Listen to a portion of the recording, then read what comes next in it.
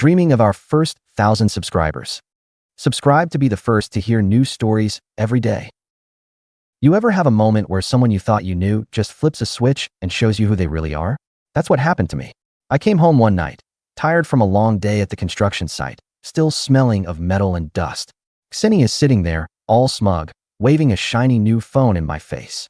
"Look what I got," she says, like a kid with a new toy. I ask where she got the cash, and she just shrugs, casual as hell, and says, "Oh, I sold half your coin collection. They were just sitting there, useless."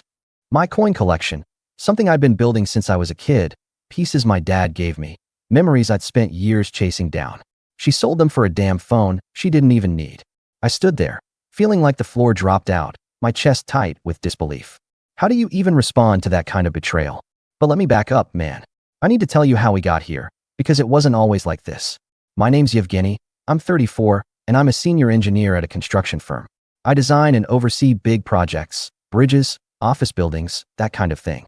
It's good money. We've got a nice house in the suburbs, a decent car, and enough to take a vacation once a year. Ksenia, my wife, is 32, a sales manager at an electronics store, pushing laptops and phones to anyone who walks in. She's got this charm, always knew how to talk a customer into an upgrade. That's how we met, actually, 8 years ago at a music festival in the park. I was leaning against a tree, sipping a beer, watching some indie band play. She came up, all confident, asking where the food trucks were. I pointed her in the right direction, and we ended up chatting for hours, laughing about the overpriced burgers and the guy in a cowboy hat dancing like he was auditioning for something. By the end of the night, I had her number, and it all kicked off from there. Those early years were solid, man. I'm talking the kind of relationship you think lasts forever. We bought a small fixer-upper cabin on the outskirts of town, our little escape. Weekends were for driving out there, just the two of us. I'd be out back, hammering nails into a sagging fence, sweat dripping down my face, the smell of pine and sawdust in the air. Ksenia would hand me tools, cracking jokes about me being her handyman hero. She'd wear these old denim shorts and a tank top, her dark hair tied back, and I'd catch myself staring, thinking, how'd I get this lucky? After I'd finish, we'd fire up the grill, me flipping burgers, her tossing a salad with tomatoes from the neighbor's garden. The smoke from the coals would mix with her perfume, some floral scent she always wore, and we'd sit on the porch, eating off paper plates, talking about everything. She'd tell me about her day at the store, how she convinced some guy to buy a $2,000 laptop he didn't need. I'd share details about a bridge project, how we had to adjust the beams for wind resistance. "That's gonna hold up 1,000 cars a day," I'd say, and she'd grin, proud, like it was her project too. Evenings at home were just as good. Our kitchen was small but cozy, with a wooden table we found at a flea market. Ksenia loved cooking. Her borscht was unreal, thick with beef and beets, the kind that fills the house with this warm, earthy smell. We'd eat, sipping cheap wine, planning trips we couldn't always afford. "Let's save up for Italy," she'd say, her eyes lighting up. "Pasta, wine, all that romantic stuff." I'd nod, already calculating how many overtime hours I'd need. After dinner, we'd crash on the couch, her head on my shoulder, some crime show flickering on the TV. I'd run my fingers through her hair, and she'd laugh when I teased her about snoring. It felt right, like we were building something real. Ksenia was the kind of woman who could light up a room. She had this quick laugh, loud and unfiltered, and she'd always fidget with her earrings when she was nervous, little silver hoops I got her for our first anniversary. She loved her job, loved the thrill of closing a sale, and she'd come home buzzing, telling me every detail. She'd spend hours scrolling through fashion blogs, picking out outfits, always chasing the next trend. I didn't get it, but I loved how passionate she was. I'd sit in my garage, sorting my coin collection, old Soviet kopecks, rare pre-war pieces my dad left me, and she'd poke her head in, teasing, "You and your dusty coins, Yevgeny. Gonna trade those for a yacht someday." I'd laugh, because it felt like she got me, quirks and all. But then, maybe 3 years in, things started shifting. It was subtle at first, like a crack you don't notice until it's too wide to fix. I remember one night, I got home late from a site inspection, my boots caked in mud, the smell of concrete still clinging to my jacket. I called Ksenia from the office earlier, just to check in. "Hey, you want me to grab anything for dinner?" No answer. I tried again, nothing. I figured she was busy, but when I got home, she was just sitting on the couch, scrolling her phone. "You didn't pick up," I said, kicking off my boots. She barely looked up. "Yeah, was in a meeting. Forgot to call back." That was it. No apology, no follow-up. I let it slide, but it stuck with me. Why couldn't she just shoot me a text? Was that so hard?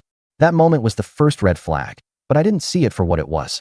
I told myself she was just stressed. Her store had been pushing sales targets hard, and she was working late more often.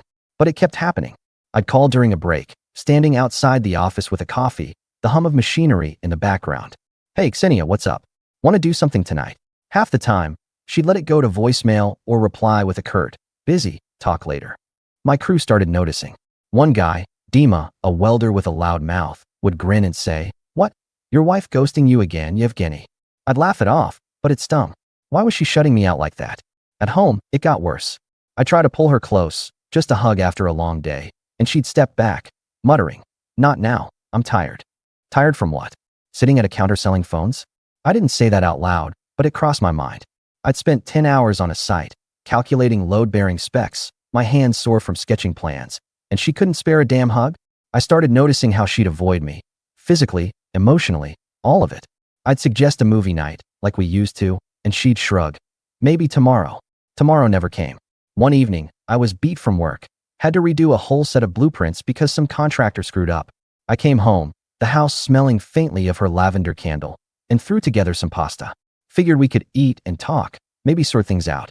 I set the table, poured her a glass of water, and called her over. "How's your day?" I asked, trying to keep it light. She sat down, poking at the food. "Fine. Same old. You? Still messing with those bridges?" Her tone was flat, almost mocking. I told her about the project, how we were tweaking the design for better stability. "Sounds like the same crap every day," she said, rolling her eyes. I gripped my fork. "It's my job, Ksenia. It pays for this house." She waved me off. Yeah, don't get all worked up." I stared at her, thinking, why does she talk to me like I'm boring her? I didn't say it. Just ate in silence and headed to the garage afterward, flipping through my coins to cool off. Those coins were my escape. Each one had a story, a year, a memory. My dad used to sit with me, telling me about the 1969 Kopeck he found at a market. Now I was doing the same, but alone. Things escalated in public too. We went to a barbecue at my buddy Sasha's place. He's a site manager, always hosting these big get-togethers. His backyard was packed, grill going, kids running around, music blaring. I was flipping burgers, joking with Sasha about some new safety regs. Ksenia was across the yard, chatting with his wife and a couple other women. I caught her eye, smiled, but she looked away. Later, we're all sitting around a table, eating ribs and coleslaw. Sasha starts talking about a project we wrapped up, how I caught a flaw in the design that saved us a ton of rework. "Yevgeny's got an eye for this stuff," he says, clapping me on the shoulder. Ksenia snorts, loud enough for everyone to hear. "Yeah, well, it's always the same with him. Work, work, work. No surprises." The table went quiet. Sasha's wife raised an eyebrow, but nobody said anything. I felt my face burn. "What the hell, Ksenia?" I thought. Why say that in front of everyone? I grabbed a beer and walked to the grill, pretending to check the coals. Inside, I was pissed. Was she trying to make me look small? I brought it up later, driving home. The car smelled like barbecue smoke, windows cracked to let in the night air. "What was that at Sasha's?" I asked, keeping my voice steady. She shrugged, scrolling her phone. "What?" I was just joking. "Didn't feel like a joke," I said. "Felt like you were taking a jab."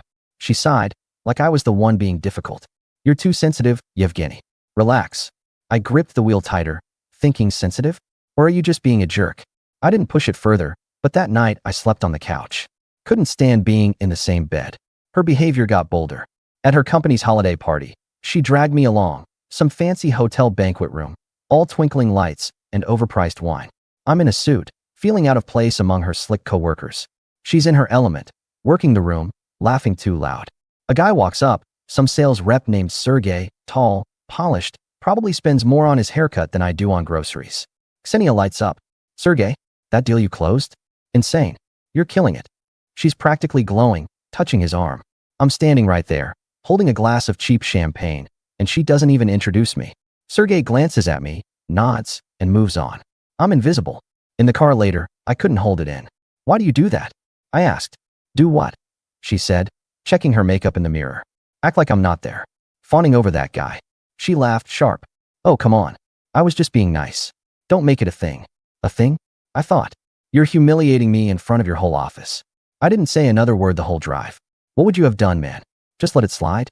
I tried to talk myself down, thinking maybe I was overreacting. Maybe she was just caught up in work, or maybe I wasn't exciting enough. But deep down, I knew it wasn't me. Something was off, and it was eating at me. I kept trying to fix things, you know? I'd plan dinners, suggest weekends away, anything to get us back to how it was. One night, I booked a table at this Italian place she used to love, small spot, checkered tablecloths, smells like garlic and fresh bread. I thought, maybe this'll remind her of the old days. I got home, showered off the day's grime, put on a decent shirt. Ksenia, we're going out tonight, I said, trying to sound upbeat. She was on the couch, scrolling through some fashion blog. I'm not really in the mood, she said, not even looking up.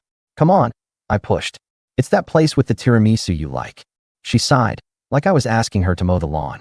Fine, whatever. We went, but it was a disaster. She barely talked, just picked at her pasta and checked her phone every 5 minutes. I tried starting a conversation about our old Italy trip plans, but she cut me off. Can we not talk about work or plans? I just want to eat. I paid the bill, feeling like an idiot for trying. What's the point? I thought, driving us home in silence. Let's take a break, talk started coming up more. One morning, I'm making coffee, the kitchen smelling like roasted beans. She's at the table, sipping tea, her hair still messy from sleep. I say, hey, let's do something this weekend. Maybe hit the cabin. She doesn't look up. I don't know, Yevgeny. Maybe we need some space, you know? To think things over. I set my mug down hard, coffee sloshing. Space? We live together. What's that even mean? She shrugged. Just space.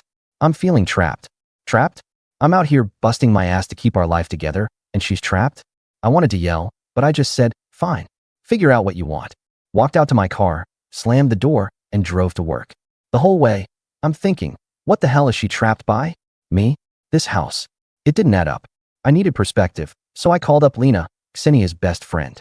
She's a loud, no-nonsense woman, about 35, with a short bob and a habit of talking with her hands.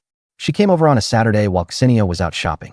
We sat in the kitchen, sunlight streaming through the window, the table cluttered with mugs, and a half-eaten plate of cookies. I laid it all out.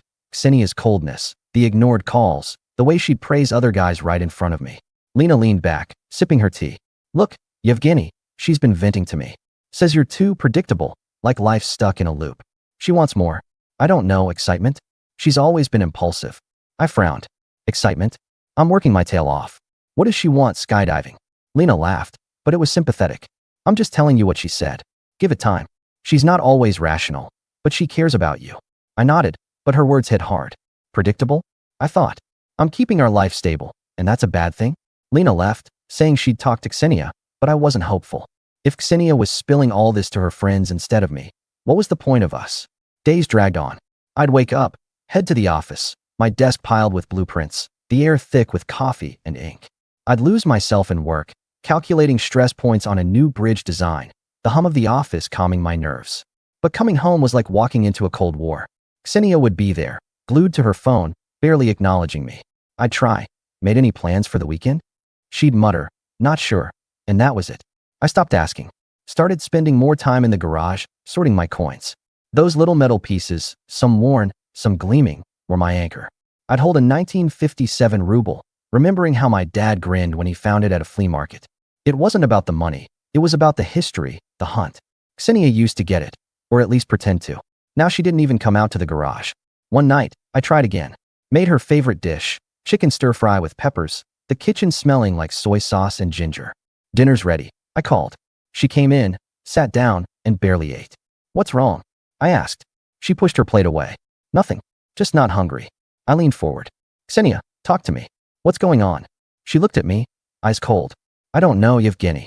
I need more than this. She gestured around, like our house, our life, was nothing.